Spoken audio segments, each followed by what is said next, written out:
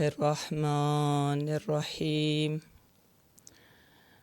وبشر الصابرین اذا اصابتهم مصیبہ قالوا انا للہ وانا الیہ راجعون۔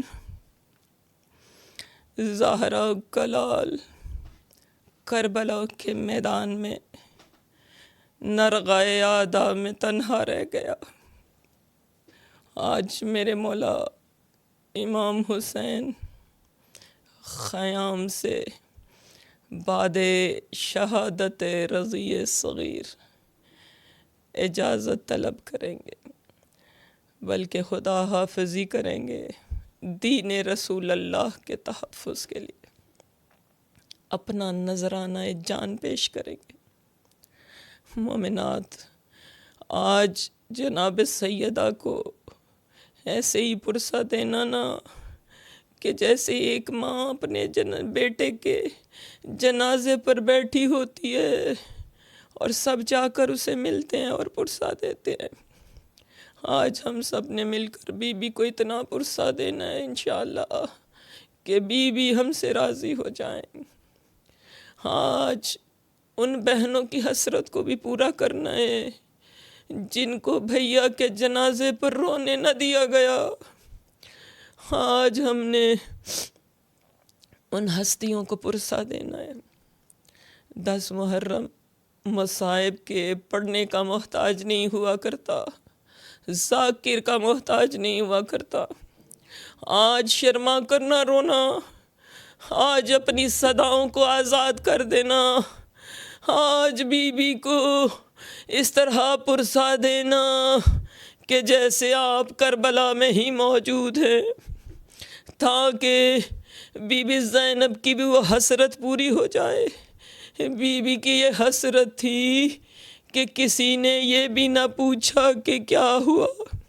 اگر کسی کا کوئی نقصان ہو جائے نا تو یہ ہماری فطرت بھی ہے کہ ہم انتظار کرتے ہیں کوئی پوچھے کہ کیا ہوا۔ ایک چھوٹا سا جملہ ہوتا ہے جو سب سے معمولی جملہ کہ ہم کسی کے درد میں شریک ہو سکتے ہیں کہ کیا ہوا، مگر بی بی فرماتی ہیں کہ میرے 72 مارے گئے، میرا حسین مارا گیا، مگر کسی نے یہ بھی نہ پوچھا کہ کیا ہوا۔ میرے مولا خیمے میں آئے نا 10 محرم کو آخری وداع کے لیے، تو کیسے وداع کیا؟ بلند پکارا، یا زینب، یا کلثوم، یا رقیہ، یا سکینہ، علیکن منی سلام۔ حسین کا اس طرح سے پکارنا تھا، بیویاں ماتم کرتی ہوئی جمع ہو گئی۔ واہ حسینہ، مولا کی آواز میں ایسا درد تھا کہ بیویوں نے حالہ بنایا، حسین ہمیں کہاں چھوڑ کے تنہا جاتے ہو؟ رو کے کہا، بی بی جلدی سے وہ پوشاک لا دیجئے نا جو اماں نے دی تھی، وہ کٹا پھٹا ہوا پیراہن، وہ کوہنا پرانا پیراہن امام حسین زیب تن کرتے ہیں۔ اور بی بی زینب آگے بڑھتی ہے، بی بی نے گلوئے خشک کو چوم لیا، کہا یہ کیسا عمل ہے؟ رو کے کہا، اماں نے آخری وقت میں کہا تھا جب حسین پرانا لباس مانگے نا اس وقت میرے بچے کے حلقوں میں خشک کو چوم لینا۔ مومنات، حسین جب گھوڑے کی زین پر سوار ہونا چاہتے ہیں نا تو اس وقت دائیں اور بائیں دیکھتے ہیں۔ مولا کو وہ وقت یاد آ گیا جب کبھی گھوڑے پر سوار ہونا ہوتا تھا نا، دائیں اور بائیں ہاشمی جوان ہوا کرتے تھے۔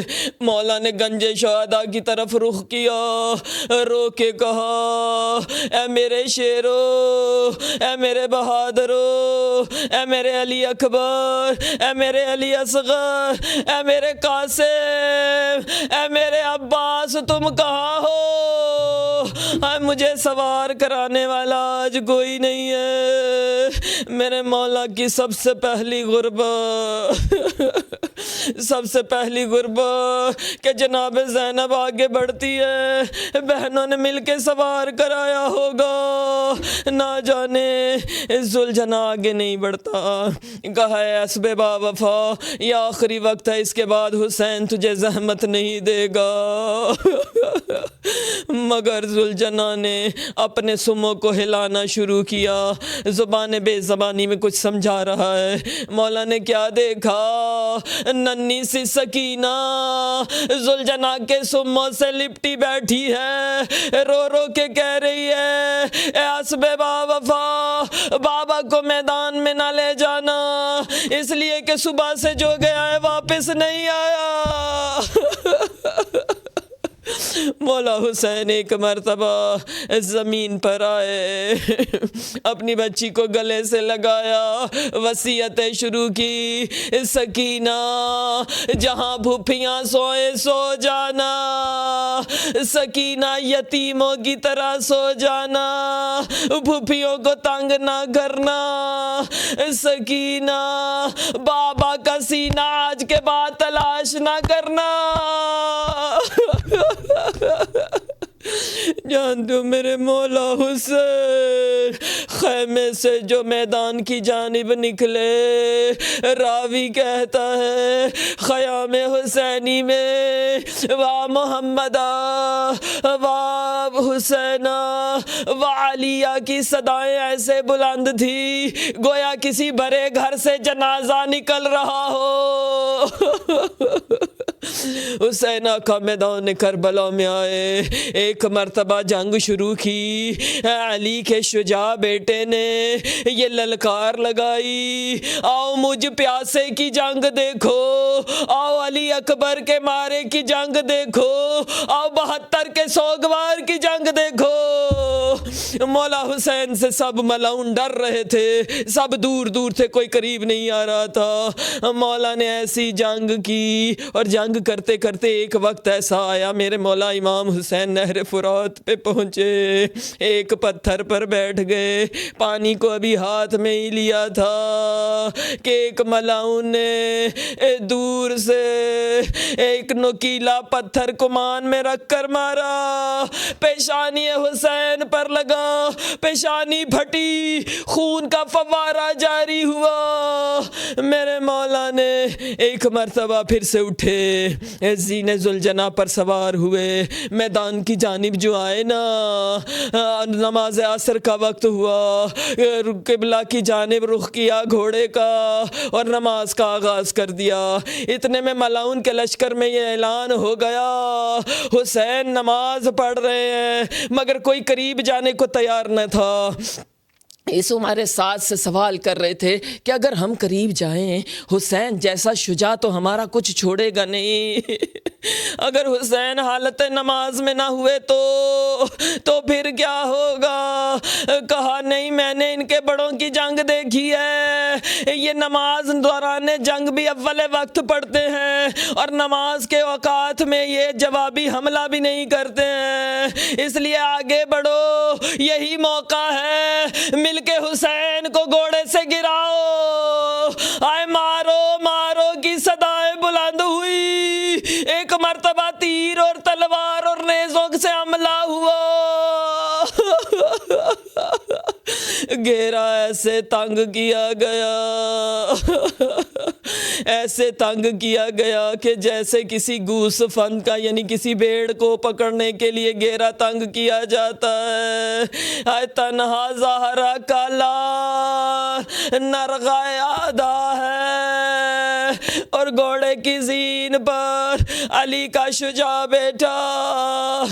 جانتے ہو ملاؤنوں نے ایسے وار کیے، ایسے وار کیے کہ ایک ملاؤن نے ایسا تیر مارا، اب کی بار حسین زین ذوالجنا کے اوپر سنبھل نہیں پا رہے، حسین لڑکھڑانے لگے، یہ کون سا تیر تھا؟ جب تحقیق کی گئی نا، ہمیں روایات میں ملتا ہے کہ جناب ماہتار ثقفی نے بعد کربلا جب بدلہ لیا نا، تو حولی ملعون سے پوچھا کہ یہ بتا کہ ہم نے سنا ہے تیرے پاس کربلا میں 4 تیر تھے جو جانوروں کو مارے جاتے ہیں، وہ تیر تم نے استعمال کیے، بتا کہاں کہاں وہ تیر استعمال کیے؟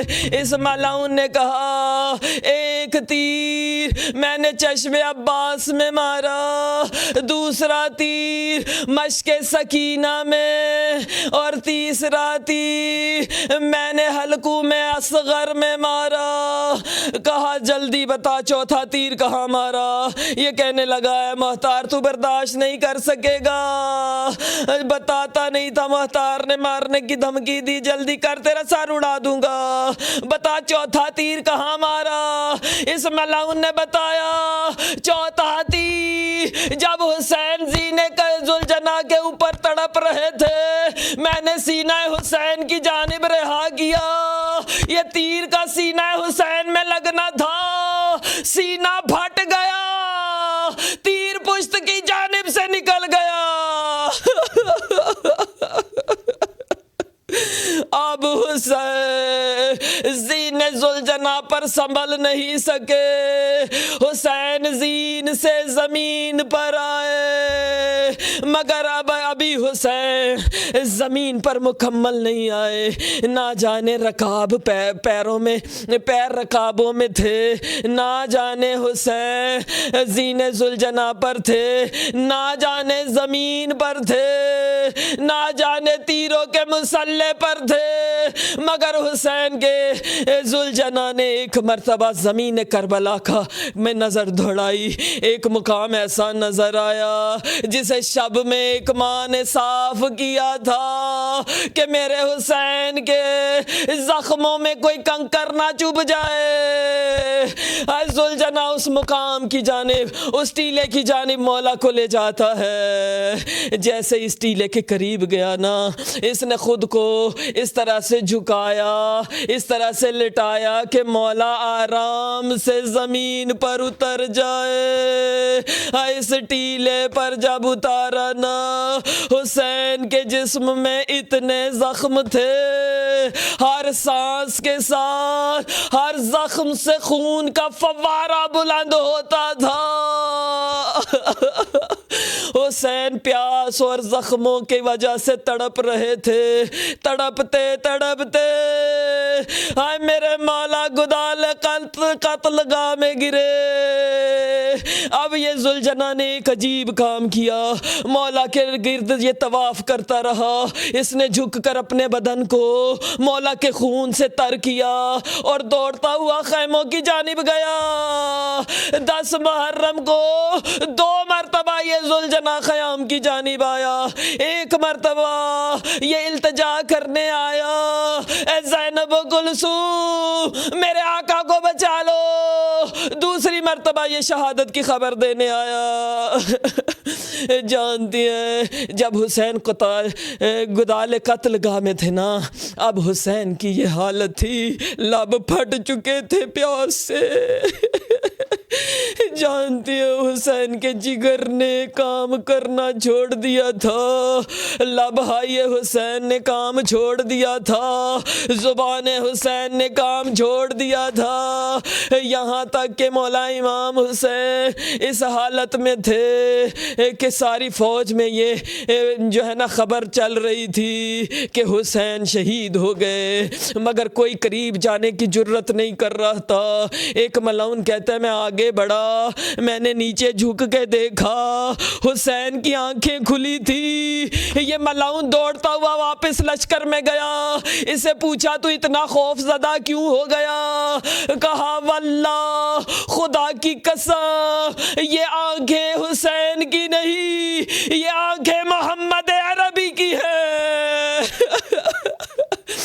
جانتی ہو کہ مولا امام حسین جب اس حالت میں تھے نا، ملعون آگے بڑھا، اس نے یہ دیکھنا چاہا حسین زندہ ہے یا کف انصری، اس سے روح پرواز کر گئی۔ جانتے ہیں اتنے میں جب ذوالجناح پہنچا نا خیام میں، ایک مرتبہ بیبیوں نے ماتم کیا، رو کے دعائیں کی پروردگار ہمیں گدال قتل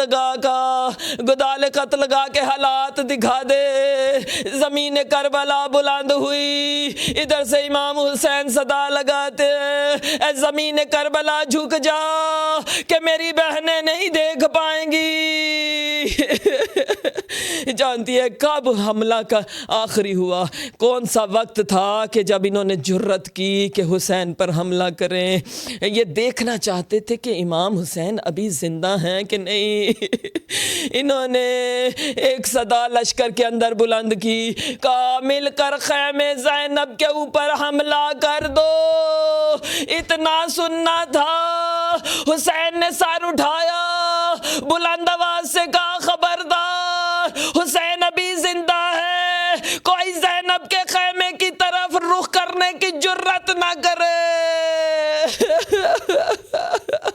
مگر بہن 72 قدم سے دیکھ رہی تھی، بھائی ذبح ہو رہا تھا۔ شمر ملعون سینہ حسین پر سوار ہوا۔ یہ ملعون کیسے سینہ حسین پر سوار ہوا؟ آغا شوستری لکھتے ہیں یہ سینہ حسین پہ سوار ہوا، اس نے ریش مبارک کو ہاتھوں سے پکڑا، دوسرے ہاتھ سے یہ چہرہ اقدس پر تماچے مار رہا تھا۔ اور دوسری روایت ہے کہ یہ پشت حسین پر سوار ہوا، اس نے 13 ضربوں سے پشت کی جانب سے سر تن سے جدا کیا۔ جب سوال کیا گیا نا آغا شوستری سے کہ دونوں روایتوں میں سے کون سی روایت درست ہے، ایک روایت یہ ہے کہ یہ جوتوں سمیت سینہ حسین پر سوار ہو گیا، دوسری روایت ہے کہ پشت گردن سے 13 ضربے مار کر سر تن سے جدا کیا۔ آغا شوستری فرماتے ہیں دونوں روایتیں درست ہیں، یہ ملعون پہلے سینہ مولا پر سوار ہوا، اس کے بعد اس نے حسین کو اوندا کر دیا، پھر اس نے پشت گردن سے 13 ضربیں چلائی، سر حسین تن حسین سے جدا ہو گیا۔ قالوا انا للہ و انا الیہ راجعون۔